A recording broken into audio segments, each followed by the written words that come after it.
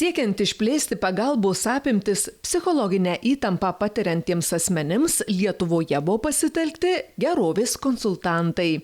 Ši nauja paslauga Lietuvoje įgyvendinama pasinaudojus Skandinavijos šalių praktika.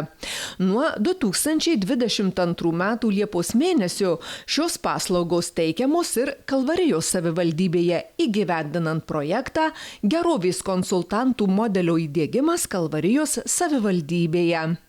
Iki šios dienos paslaugomis jau pasinaudojo 109 asmenys.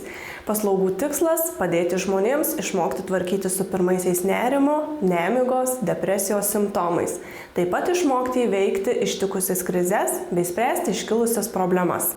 Gerovės konsultantėmis Kalvarijos savivaldybėje dirba Iveta Mikulskaitė-Plikienė ir Greta Bendaravičienė, užtikrinančios abipusę pagarbą ir supratimu grindžiamų paslaugų konfidencialumą bei saugumą.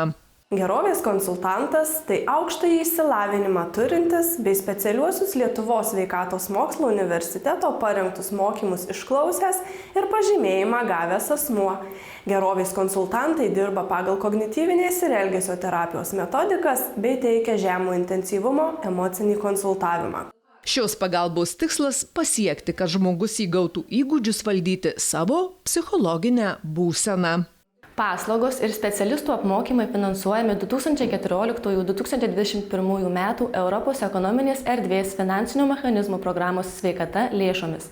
Projektui įgyvendinti Kalvarijos savivaldybėje skirta suma yra 60 653,30 €. Paslaugos teikiamos asmenims nuo 18 metų. Konsultacijos yra nemokamos ir prieinamos visiems norintiems. Nereikalingas joks siuntimas. Svarbu tiesiog iš anksto užsiregistruoti, susisiekus telefonu su viena iš 2 konsultančių.